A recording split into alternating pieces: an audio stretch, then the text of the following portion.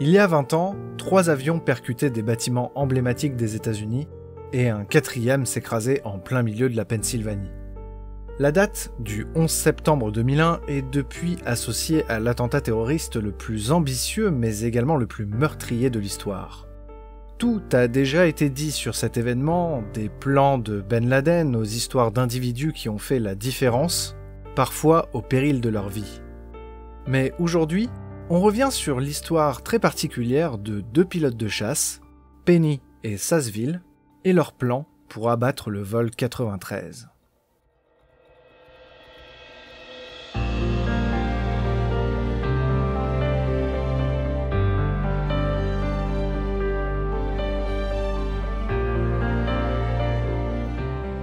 Au 121e escadron de chasse de la Garde nationale de Washington, les pilotes prennent un petit déjeuner ce matin du 11 septembre 2001. Ils reviennent tout juste de 2 semaines d'entraînement au combat aérien dans le Nevada, et les mitrailleuses de leur F-16 sont encore équipées de balles d'entraînement. Parmi les pilotes figurent le lieutenant Heather Penny, indicatif Lucky, et le colonel Mark Sassville, indicatif Sass.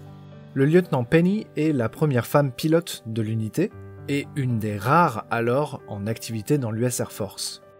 Âgée de 25 ans, fille d'un pilote de chasse ayant servi au Vietnam, elle est officier instructeur dans l'escadron, spécialisé dans les F-16C. Le colonel Sassville, lui, est le directeur des opérations de l'escadron, et lui aussi fils d'officier de l'Air Force. Ces 2 pilotes sont des mordus d'aviation depuis leur plus jeune âge. Ce mardi 11 septembre semble donc routinier, jusqu'au moment où ils entendent dire qu'un avion a frappé une des tours jumelles du World Trade Center à New York. À ce moment-là, la nouvelle est prise comme un accident sans trop de gravité. Ce n'est pas la première fois qu'un avion frappe un immeuble, et en général, il s'agit de petits avions, causant peu de dégâts. Mais c'est au moment où un second avion vient frapper les tours jumelles, en direct à la télévision, qu'il faut se rendre à l'évidence. Il n'est plus question d'un accident, mais d'attaque ciblée. Ces avions sont des Boeing 767, pouvant transporter jusqu'à plusieurs centaines de passagers et des milliers de litres de kérosène, et les dégâts qu'ils peuvent occasionner sont énormes. À l'époque, aucun avion armé ne se tient prêt en tout temps à décoller pour faire face à une menace aérienne au-dessus de Washington. Les mesures de sécurité à l'embarquement d'un avion de ligne sont minimes, et sur la base d'Andrews, et dans toutes les forces aériennes américaines en général, la confusion est la plus totale. Quelques minutes après que la 2e tour ait été frappée, alors que les pilotes attendent des ordres et que des F-15 sont déjà en route vers New York, un 3e avion, un Boeing 757 d'American Airlines, frappe le Pentagone à pleine vitesse. Les ordres sont confus, tardifs, un véritable brouhaha s'installe dans la chaîne de commandement et cela se ressent jusque dans les escadrons. Vers 10h, des F-16 se mettent en protection de la ville de Washington, seulement 12 minutes après le crash du Pentagone. Tous les avions de ligne sont sommés d'atterrir en urgence, les vols internationaux sont déroutés vers le Canada, et désormais, les avions encore en vol sont considérés comme potentiellement détournés. Sur la base d'Andrews, les pilotes reçoivent l'information qu'un 4e vol détourné pourrait être en route vers Washington. Le manque flagrant d'avions de chasse en l'air doit être comblé. L'escadron de Penny et Sassville reçoivent l'ordre d'armer les jets et de décoller dès que possible, sauf qu'il faut environ 1 heure pour cela, et chaque minute compte. Le colonel Sassville prend alors une décision. En attendant que des jets armés décollent, lui et Lucky vont grimper dans leur F-16 non armé et faire tout leur possible pour protéger l'espace aérien de Washington. « Je viserai le cockpit », prononce Sass alors qu'il s'équipe. « Je viserai la queue », répond Lucky. Alors que la jeune pilote déroule sa longue checklist décollage, Sass la rappelle à l'ordre. Pas question de perdre du temps, on décolle immédiatement. La précipitation est telle que le chef mécanicien court aux côtés du F-16 de Lucky pour lui enlever les dernières goupilles de sécurité alors qu'il roule déjà sur la taxiway. Alors que les 2 jets décollent et commencent à chercher un éventuel avion détourné, Sass réfléchit à la stratégie à adopter. Ils n'ont aucun missile, les canons sont remplis de balles d'entraînement, La seule solution semble donc être de percuter l'avion de ligne à un endroit stratégique. Viser les moteurs, selon lui, est une mauvaise idée. Même sans propulsion, un avion de ligne peut planer sur des kilomètres et tout de même viser une zone peuplée. Les deux meilleurs points d'impact seraient alors le cockpit et les ailes. Mais une question reste en suspens. Doit-il essayer de s'éjecter au dernier moment pour sauver sa vie ? Pour Sass, le plan est de s'éjecter juste au moment de l'impact. Cela a d'infimes chances de lui sauver la vie, mais il veut quand même tenter le coup. Pour Lucky, c'est une autre philosophie. La perspective de survivre à l'éjection mais de voir son F-16 rater l'avion de ligne serait cauchemardesque. Si jamais elle doit percuter l'avion de ligne, elle restera dans l'avion jusqu'au bout. Une autre pensée lui traverse d'ailleurs l'esprit. Où est son père ? Vétéran du Vietnam, John Penny est désormais commandant de bord chez United Airlines sur Boeing 757 sur les lignes de la côte Est. Il pourrait donc être à bord de l'un de ces avions. Mais il est impossible pour elle de le savoir, et cela ne changerait rien au problème. Ces longues minutes à arpenter le ciel préparent Lucky et Sass au sacrifice ultime. Mais ce qu'ils ignorent, c'est qu'au-dessus de la Pennsylvanie, un Boeing 757 de United Airlines, le vol 93, a été détourné par un groupe de terroristes mené par Ziad Jarrah.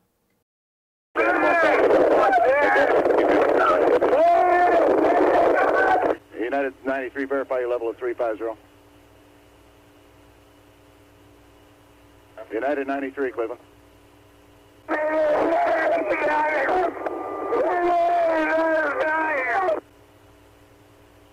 United 93, Cleveland. United 1523, did you hear your company, did you hear some interference on the frequency here a couple of minutes ago, screaming? Yes, I did, 797, and we couldn't tell what it was either. Okay. United 93, Cleveland, if you hear the center right then. American 1060, you heard that also? Yes, sir, twice. Roger. Executive 956, go. I was just answering your call. We did hear that yelling, too. Okay, thanks. Yeah, we're just trying to figure out what's going on.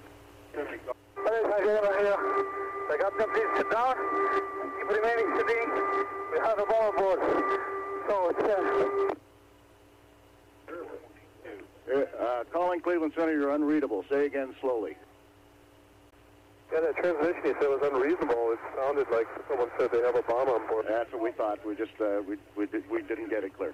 The captain would like to remain seated. We have a bomb aboard, and we are going to back to the airport, and we have our demand, so please remain quiet. United 93, understand you have a bomb on board? Go ahead. Executive 956, did you understand that transmission?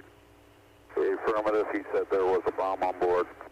And that was all you got out of it also? Affirmative. Roger. United 93, go ahead. Aucun avion de chasse n'est alors à proximité de l'avion détourné. Lucky et Sass le cherchent et espèrent réussir leur plan suicidaire. Pendant ce temps, à bord du vol 93, un passager du nom de Tom Burnett réussit à joindre sa femme. Elle lui raconte tout ce qu'il se passe à New York et Washington. Des avions détournés s'écrasent volontairement sur des bâtiments. Son mari relaie toutes ces informations aux autres passagers regroupés avec lui à l'arrière du Boeing. Il annonce ensuite à sa femme qu'ils vont tenter de reprendre le contrôle de l'avion par la force. Dans les minutes qui suivent, le combat à main nue entre les passagers et les terroristes vont précipiter l'avion vers le sol. Il s'écrase dans un champ de Shanksville, en Pennsylvanie, à 200 km de Washington. Lucky et Sass n'auront pas eu le temps de voir le vol 93 et n'auront donc pas eu à mettre leur plan à exécution. D'autres héros l'auront fait pour eux. Pendant plusieurs heures, les deux pilotes de chasse vont continuer à survoler la côte Est et même escorter Air Force One sans même savoir le destin du vol 93. L'action des passagers de ce Boeing aura permis de sauver des vies à Washington DC.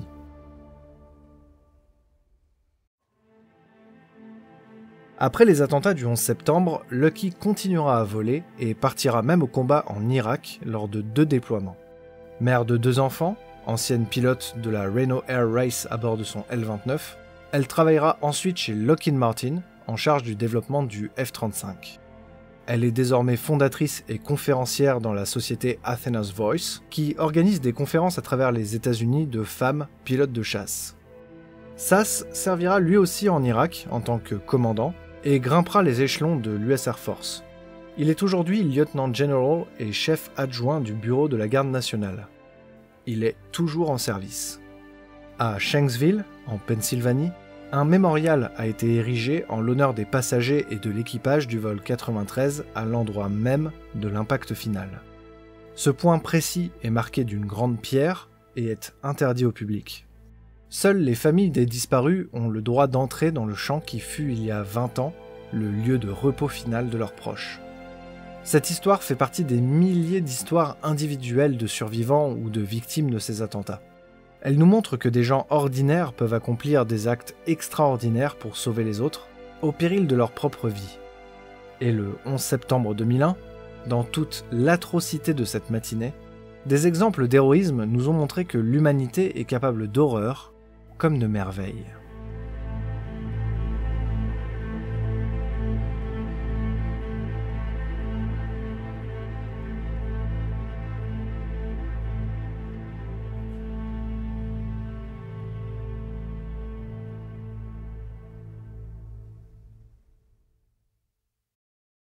J'espère que cet épisode assez particulier vous aura tout de même plu. Je voulais absolument produire quelque chose à l'occasion des 20 ans des attentats du 11 septembre, un événement qui m'a profondément marqué, ayant assisté à certains de ces événements en direct à la télévision. Personnellement, je me souviendrai toujours que j'étais sorti du collège à 15h ce mardi, et en rentrant à la maison, en allumant la télé, j'ai vu ces images de ces tours en flammes, de ces gens qui sautent en direct, et de l'effondrement successif des 2 buildings, et quelques heures plus tard, alors que j'étais toujours scotché à l'écran, l'effondrement de la tour 7, en me demandant « mais quand est-ce que ça finira ?» Cette confusion et incompréhension, je pensais jamais la ressentir une nouvelle fois dans ma vie, et je l'ai revécu quand même un certain 13 novembre 2015. Ce sentiment d'incompréhension, en 2001, il m'avait poussé à essayer de comprendre, à trouver des réponses. Couplé à la méfiance que j'avais du gouvernement Bush, ça m'avait poussé dans les bras du complotisme de Thierry Messant, de loose change et de ces charlatans qui bafouent la mémoire de personnes qui sont mortes dans des conditions parfois atroces. Et là où l'histoire de ces héros du 11 septembre m'ont donné la foi en l'humanité, quand je suis sorti du complotisme du 11 septembre, ça m'a fait réaliser l'immoralité et l'appât du gain qu'ont les gourous du conspirationnisme. Quand j'en discute avec d'autres de ma génération qui ont eux aussi vécu ces événements, qu'ils soient américains, français ou d'autres pays, on ressent tous à peu près le même traumatisme non douloureux. Comme si ce jour-là nous avait changé, comme s'il avait changé notre regard sur le monde et comment le monde changerait par la suite. Comment les 2 tours du World Trade Center étaient les premières pièces à tomber d'un immense domino et qui, encore récemment, a prouvé qu'il continuait sa course. J'espère sincèrement que les victimes du terrorisme et de la guerre, ayant survécu ou non, trouveront la paix, car cet événement aura rassemblé par le sacrifice d'innocentes vies, mais il aura aussi engendré une certaine division dans le monde par l'esprit de vengeance et de haine. J'espère qu'on en tirera des leçons. Car que l'on soit américain, irakien, afghan, français, syrien, belge, britannique, militaire ou civil, on a tous subi de notre manière les conséquences du 11 septembre 2001. Et seuls les dirigeants des 2 camps ont eu ce qu'ils voulaient. La guerre, le racisme, les attentats, les restrictions de liberté, la torture, la haine de l'autre, la surveillance de masse, le fanatisme religieux ou les politiques abusives. Tout cela façonné un matin de septembre, sous le regard de la liberté éclairant le monde. As we listened and events on the ground were described to us by our flight surgeon and then by the Capcoms, it became very real. And then once I saw it out the window and we took video as the second tower was collapsing, I didn't know exactly what was happening, but I knew it was really bad because there was a big cloud of debris covering Manhattan. That's when it really became painful because it was like seeing a wound in the side of your country. Initial reaction was shock, of course. How could this possibly be happening? And then as the reality sunk in, some fear that some family member or someone close to me might be affected by this, and then the realization that thousands of people really were affected, and then eventually that turned into anger at some point that someone would do this to us.